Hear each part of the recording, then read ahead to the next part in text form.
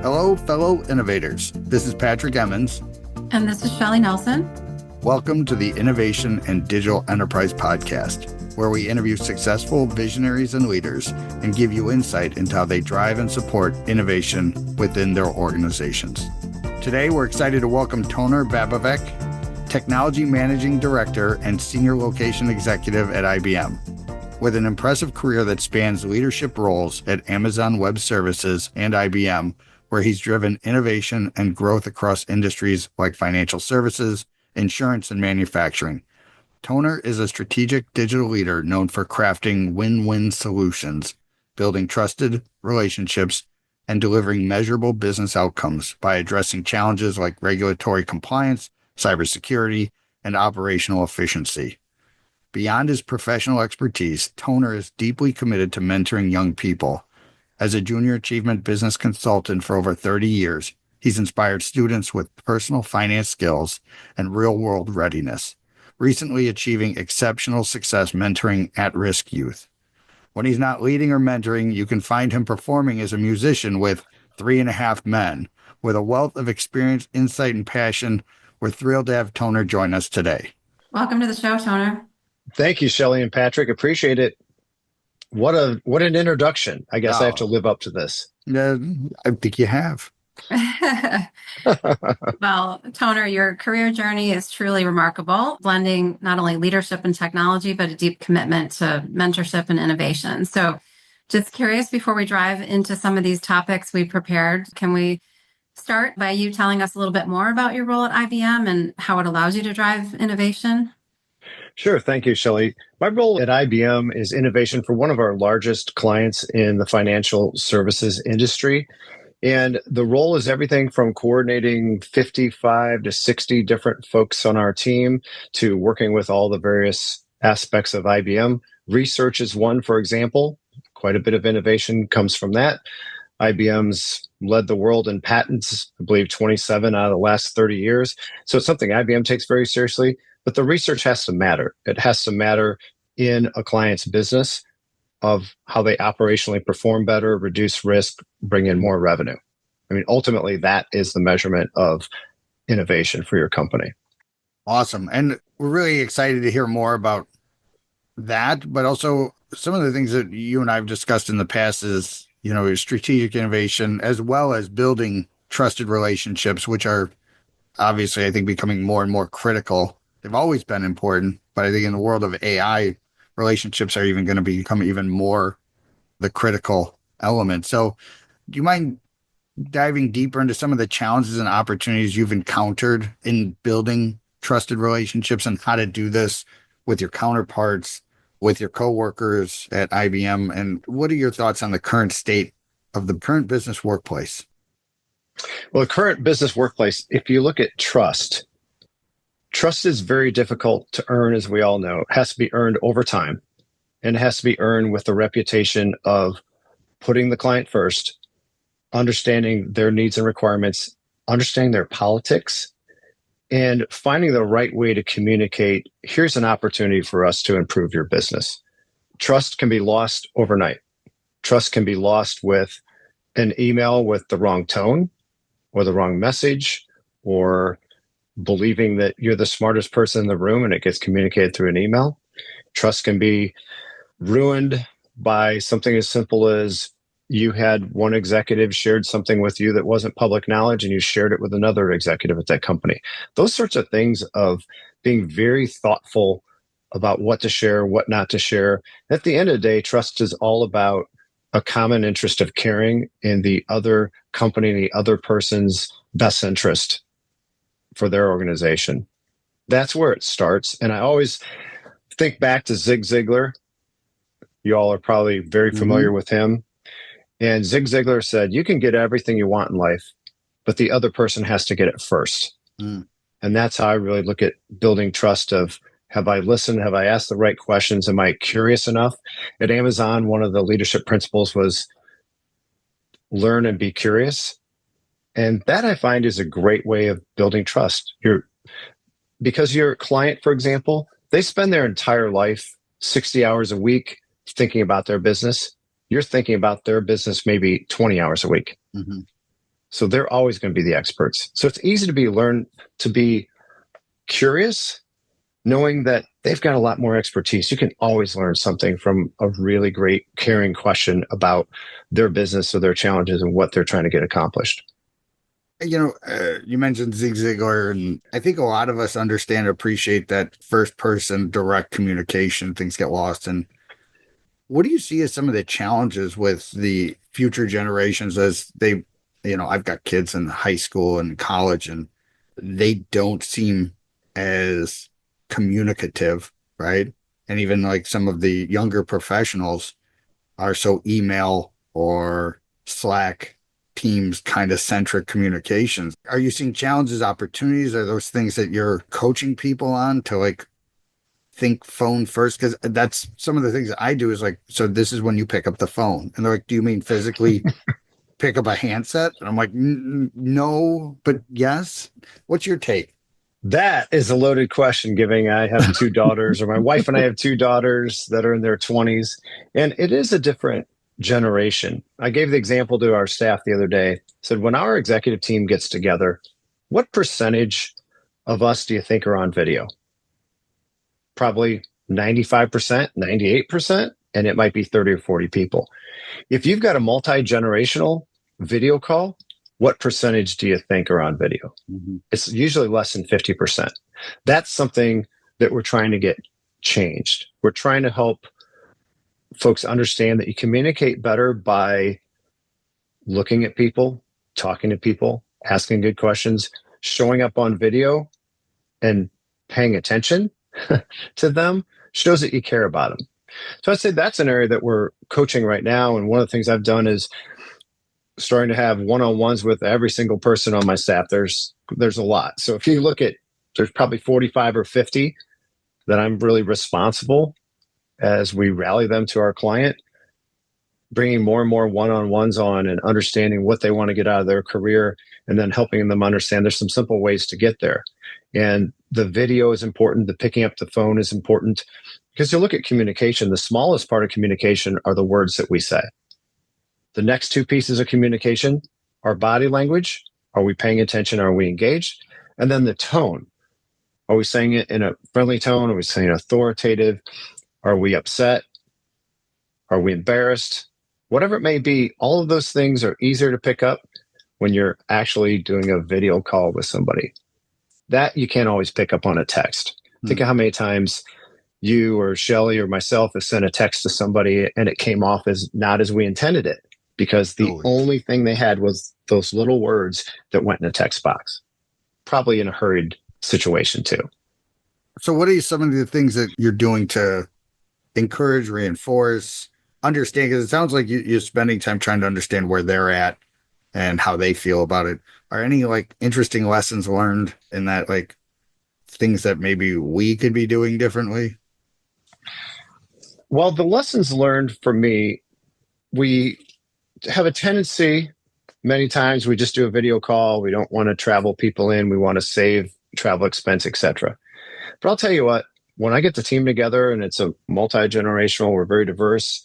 Let's say I get a team of 15 people together. We meet in person. We get in the office, whiteboard, converse. Maybe we'll use stickies. Maybe we'll do an exercise. Everybody, regardless of age and experience, comes to me the next day after that meeting or the next week after that meeting. And they said, I am so glad that you wanted us here in person, because I got a chance to meet the team, get to know them better, have some one-on-ones. Maybe I went out and got a cup of coffee with somebody, or somebody offered a ride. You build culture through a shared understanding of how we're going to work together with the client, and a shared understanding of what does the client expect from us. So I just find that in person is the greatest collaborative opportunity to change the game on culture. And that's really the dial. If you think about what am I trying to do every day, the first thing I had to establish coming back to IBM and being a managing director is establish a culture. That's how we're going to behave, how we're going to show up, how we're going to communicate, how we're going to think about the client's business. Very difficult to do over phone calls, text, Slack, etc. It's the in the room, in person. Here's how we show up. Here's how we're going to work together. And then quite a bit of one-on-one coaching. And I'm one who believes in coaching in the moment. So if we had a miscommunication or maybe some words came out wrong, I would take that person to the side and say, look, I care about you and your career. I think you care about you and your career. Here's a behavior or here's an activity that I witnessed. And here was my impression. What were you thinking at that moment? And how can we get a different outcome? And that'll help you along your career path or help us with the client or help us with whatever you're working on. So I don't wait for a weekly call where I've got to take a note and remind myself I need to coach. Yes, I do coach on the one-on-ones that are set, but I do a lot of coaching in the moment and picking that time of being very caring and empathetic about it. Now, do you think that's like on the coaching side? Because I see a lot of people struggle with this leadership coaching and then what I would say correcting, right? I think people get into this trap of like it's a negative thing to provide feedback or correction, right? Because I think this is a challenge. And some people they're more comfortable with conflict, right? And some people, they shy away from it. So in that real-time coaching moment, is that something you feel like you've always been able to do? Is there something you've had to change about the way that you do that? Or how do you think, if you're dealing with somebody who reports to you that maybe is hesitant to do that, what are some of the things that you're doing to encourage that similar behavior? Great question and insightful. One of the items that I always try to separate is, am I going to be mentoring or am I coaching? And there's a huge difference. Mentoring is, I'm the expert. I'm going to show you, tell you how to do it. Coaching is, I've got to ask skillful questions to get you to think and come up with your own answer, which will be an answer that changes behavior. So coaching, always asking questions, coming from a caring, empathetic side. Mentoring, hey, I'm going to tell you how to do it. So for example, I have mentors. I have mentors that have been in my position many years. And perhaps I'm challenged with how do I handle an escalation process, meaning I've got to go above somebody's head to get something done. How do I do that? What's the most appropriate way? Is there a protocol I need to go through? That's mentoring. I'm going for someone for a direct answer and they're going to tell me what to do and I'm going to go execute it. That's a mentor relationship. Coaching is thoughtful questions. Here's what I observed, using empathy and take any steam off of it. But here's what I observed. Tell me about this moment. Tell me about what was said or tell me about what you're trying to get accomplished. Why are you trying to get it accomplished? What does it mean to get it accomplished? Coaching is questioning. And coaching is, you also remind people, I'm not coaching you because you have to improve. I'm coaching you because I care about you and I'm trying to help you along your path. Big difference. Toner, I have to say, it just feels like this is part of your DNA, who you are, that you enjoy coaching, mentoring, you care deeply about your employees. Maybe what's some feedback for other new leaders, right, that haven't had that experience? Maybe that's not part of their DNA. And I guess another follow-up question, do you feel like this is just you as who you are, or did you learn over time to develop into this leader?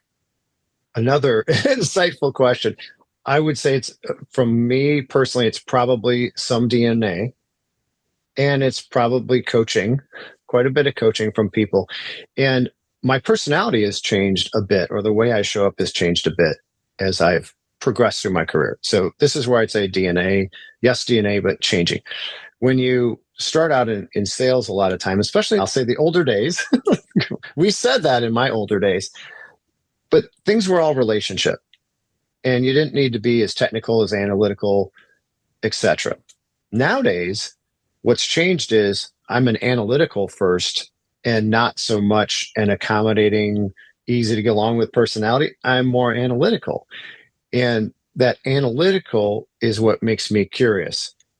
What are you trying to get done in your business? What are your challenges? What are your competitors doing, etc.? So I believe it's some DNA, and I believe it's you seeing yourself as, if I'm going to have this different role, this higher, more elevated role in the future than what I have today, my skill set needs to change. And that's where I would go to the coaches and mentors over time of, what do I need to do in order to put myself in a position to have more responsibility to lead and get greater outcomes for my company? What do I have to do?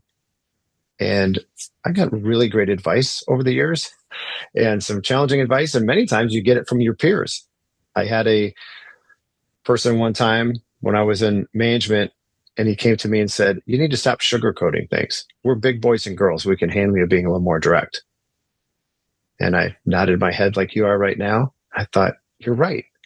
Sugarcoating sometimes feels good. Maybe you think it feels good to you because you don't feel as direct about it. But direct and candid, as you get further and further into roles that take more responsibility, the ability to be direct and candid respectfully is really a skill that's required. You don't see it 100% of the time. Yeah. There's a lot of softening the blow and missing the opportunity to actually help somebody improve. Is that some of the transitions that you mentioned? Would you say that you moving from like the analytical side, is that really like giving you, like, I see anything you can break down into metrics, you can count, you can coach people too, you can make, is that part of where you go with that from the analytical side of like, hey, let's work it from the outcomes backwards, or like, here's what we're trying to achieve. We all agree that's more of a scoreboard kind of concept versus do this because I said so. Right. And it's more around, I think you hit the wording 100% on it, which is start with business outcomes and work backwards. We're in the technology business. So I asked my team, well, earlier this year, I asked my team, are we in a people business or are we in a technology business? What are we in? Technology doesn't make a decision. So we're in a people business, and we happen to utilize technology for business improvement.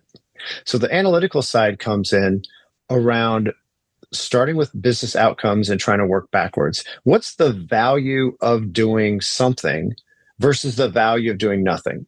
And the value of doing nothing, client doesn't have to spend money on the outside, don't have to bring in new technology, don't have to reskill their people. Doing nothing is easy. It's an easy value equation. Doing something, that's where the skills of analytical comes in, of how does this improve your business? What does it mean in your business? How does it make you more competitive than you are today versus your competition, for example, or maybe you're going after a new market? So I think the analytical is how you put value into terms that's aligned with what a client is trying to accomplish, working backwards from their outcomes. You described leadership on a previous call as like solving a Rubik's Cube, right? It's complex, a lot of team dynamics, a lot of organizational changes. Again, I think everybody knows what a Rubik's Cube is now just because everybody loves the 80s as much. Like my kids know more 80s music than I do. Like when we were listening to music, they're like, that's Pantera. I'm like, there's no way you know Pantera, right? Like I don't even know Pantera. But the Rubik's Cube comment is always kind of stuck with me of like, you can't focus on just one thing. It is an organism of its own sorts. So is there an example where you can share, like you use this complex cube? The Rubik's Cube was giving a dynamic of how complicated things are. And an example might be, you know what needs to get done from a business outcome. You've got complexity in your organization. You have complexity in the large organization that's your client. The challenge is boiling it down to the simplest things. I mean, I struggle with this too. I'm going through it. I'm going through it right now with something that has become, we made it more complicated than it needed to because we didn't have some key answers. And what we learned through this process was we don't need to solve every puzzle piece of the Rubik's Cube. What we need to do is eliminate options, alternatives, and scale it back to something that's back in the 80s, you'd call it keep it simple. Totally. Right? Simplify. And that's where I get tripped up a lot of times on the complexity and bringing more values into the equation than I need to sometimes. And it's what can we eliminate that are areas of variability that really aren't that important to get something done. That's where we spent time over the last 48 hours. We had a call internally last week that didn't go really to my liking. And a lot of it was because I was still in the Rubik's Cube portion of it, trying to solve more variables than we needed to solve for. And the outcome was we're going to go back, work with our client, and determine what elements we really need to solve for. And then it's a much different equation. Now it's no longer a Rubik's Cube. It's more of a simple math formula.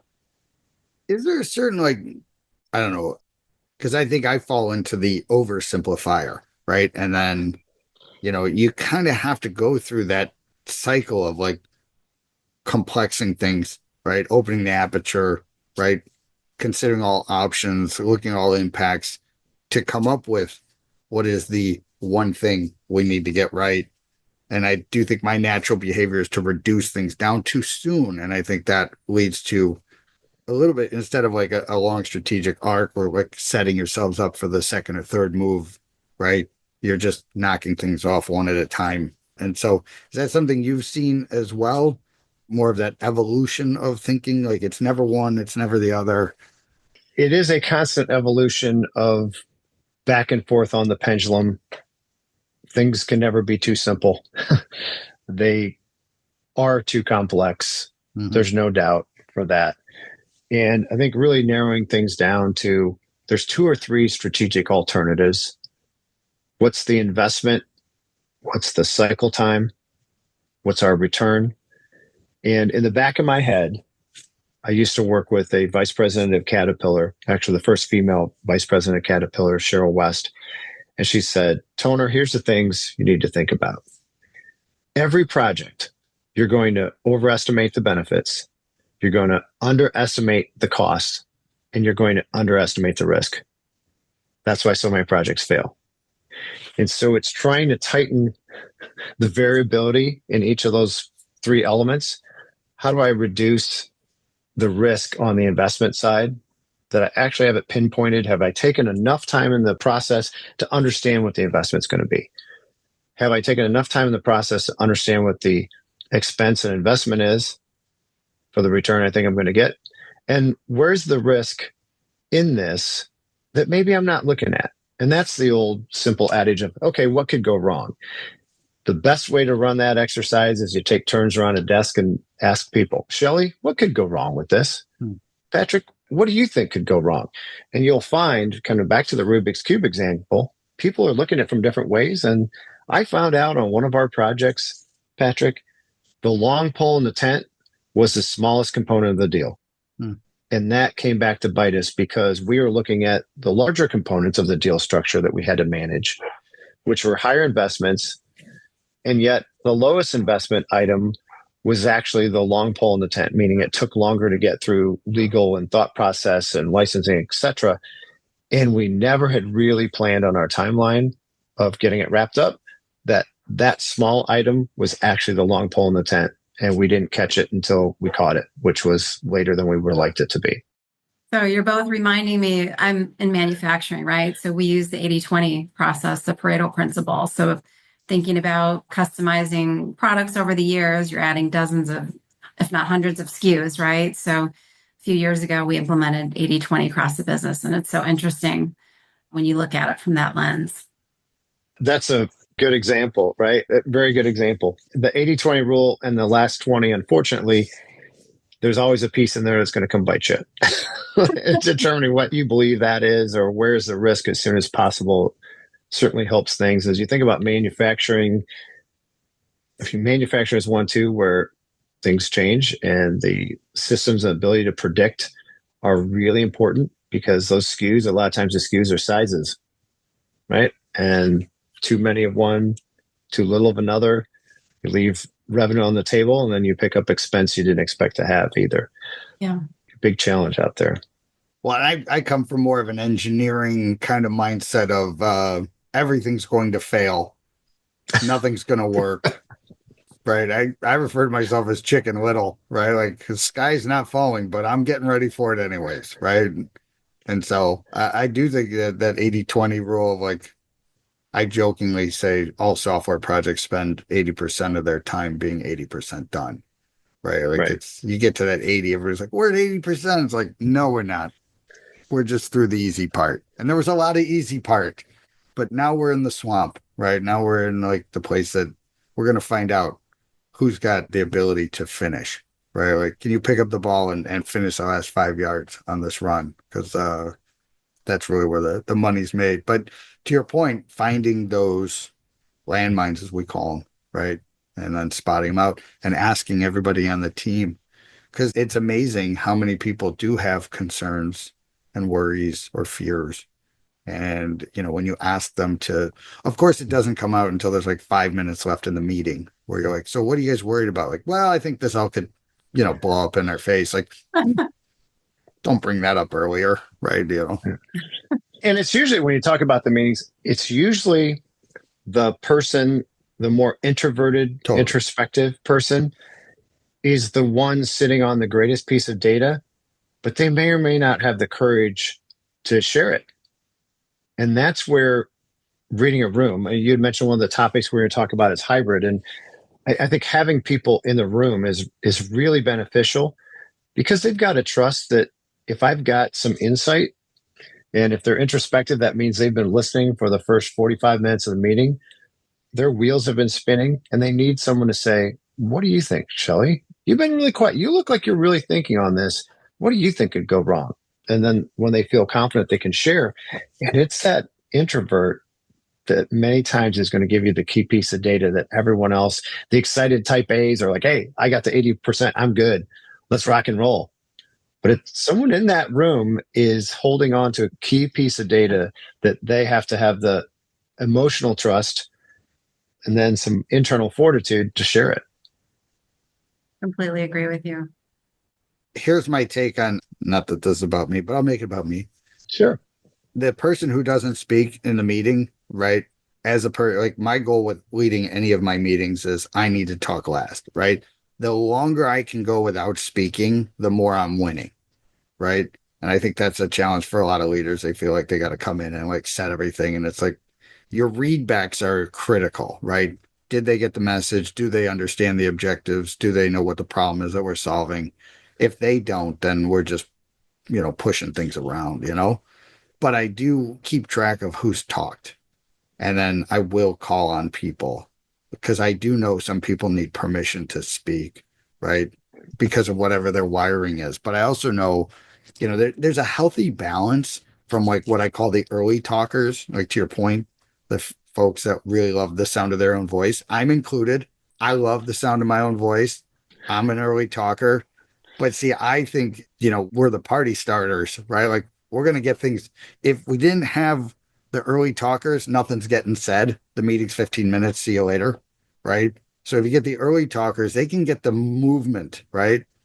Now the processors, right? The people who are just think and process and process and process and process.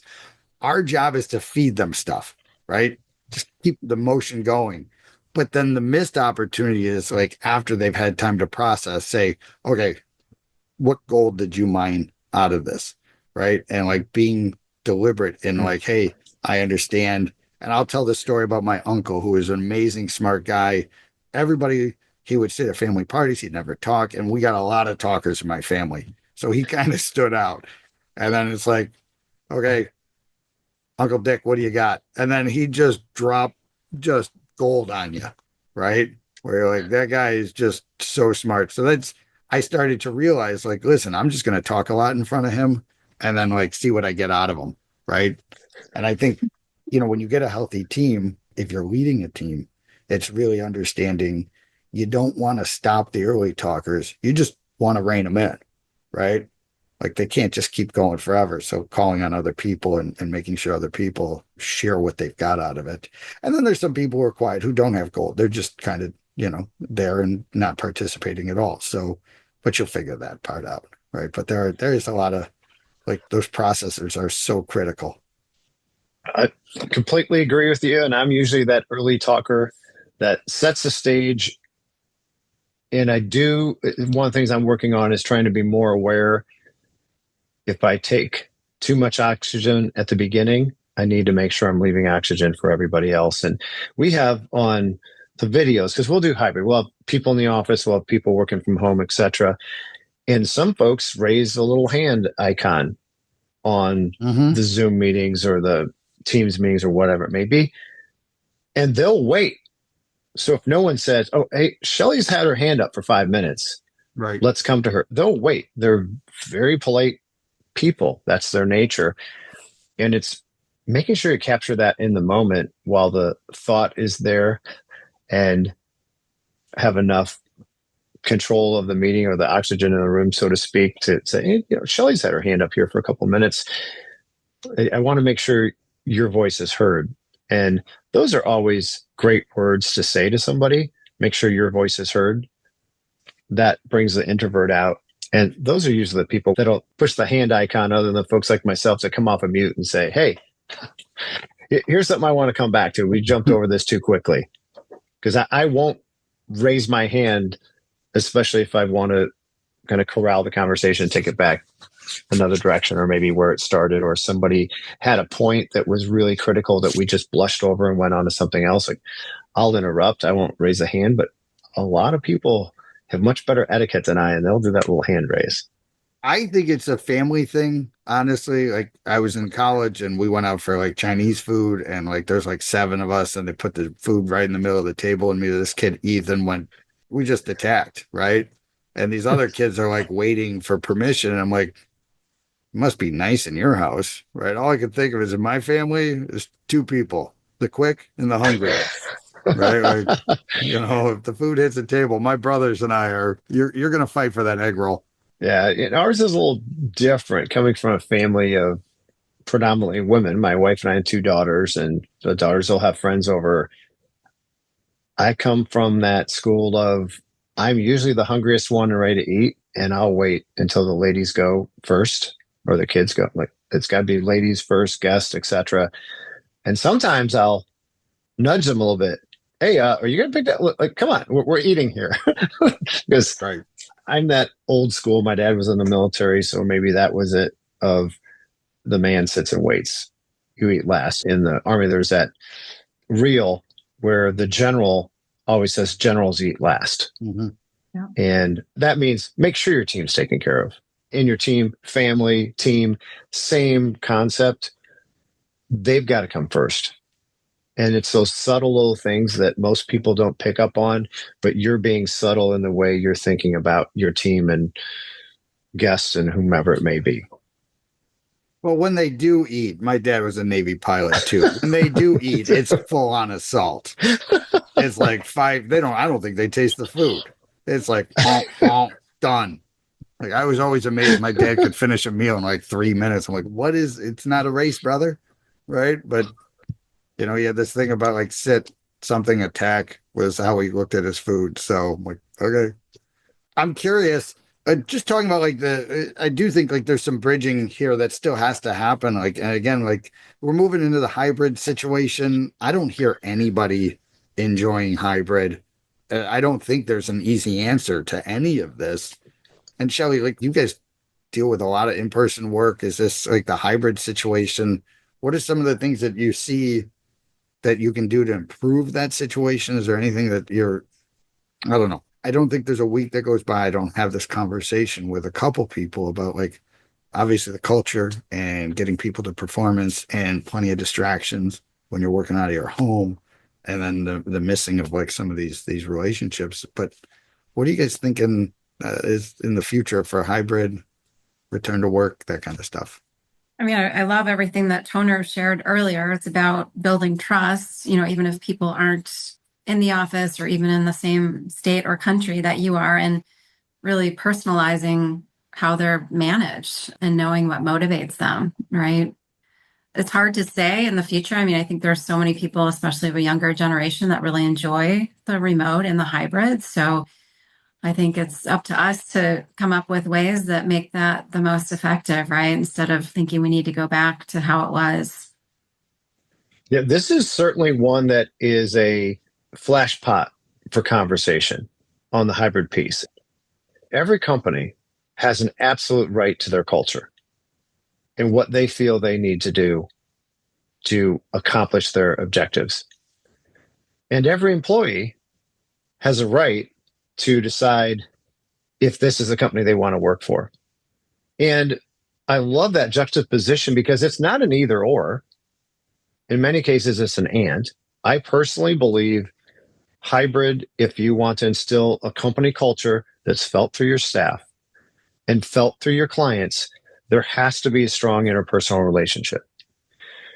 And when our team does get together, some of us are more local, some are kind of spread out. But when we get together in person with a client or in person with ourselves, the feedback is always, we need to do more of this. So part of it is on us as leaders to make sure that we've got a welcoming environment, one that they're excited to come to, one that they're going to learn something. They're going to learn something about themselves. They're going to learn something about their teammates, their client, products, whatever it may be. And we always have group exercises, like to put people with folks that they don't know all that well, work together, present to the team, do an exercise with stickies, what have you. Those sorts of things really bring you together. So I think it's really difficult. I've seen some companies be pretty mandatory. It's 100% you're in person. And for certain things that we have at our company and certain things at Amazon where I came from, it's 100% you need to be there. There are other companies. I saw, was it Spotify or a company the other day by the New York Stock Exchange said, hey, we trust our employees aren't children. They can work from home 100% of the time if they want. And that's the company's choice of what they want to do. I'm not sure, in my experience, how you build team culture if everyone's working from home. And working from home has its distractions. Working from home has the benefit of you're not commuting. You can live wherever you want to live. And those are the privileges, some of those that happen because of COVID and the pandemic. Well, okay, we don't want you in our building because we don't want people to get sick, or we don't want the liability of it, or we want you healthy, whatever it was. It started in a good place. And I think the either or is just really, really difficult situation to have folks. You're 100% remote or you're 100% you have to come into the office. That's challenging. For certain roles, it does make sense to have people in the office. Mm-hmm. And I just think from a hybrid perspective, I believe, because I've seen it. Hybrid perspective, sometimes you got to be together. And if I think about people individually, if I'm 100% remote, how would my boss really know me? How would my boss really know how I behave, how I think, the value that I bring to the company? Let's say I want a promotion in the next year or so. Am I going to speed up my promotion by working remotely, or am I going to speed up my promotion by getting them to know me, trust me, coach me, mentor me, whatever it may be? I think the bonds of taking your career forward are better most times in some type of hybrid environment. But again, that's my opinion. No, totally, and I have a right to my opinion. Of course. Just like an employer has a right to their opinion, and an employee has a right to say, hey, you hired me, I was remote. That was my understanding. It never changed. Well, that's an opinion. They like say some jobs, 100% remote, work out absolutely great. I just believe from a culture, from a career growth standpoint, from getting to know your client, I mean, think about, would you take 100% of your meetings with your top client? Would you take 100% of those remotely? If you wanted to build trust, I bet you could build trust in 4 or 5 meetings in person, a lot faster than probably the same speed as 100 meetings remotely. Yeah. Maybe. I don't know. That's my opinion. I'm not going to debate others that have a different opinion. That's theirs.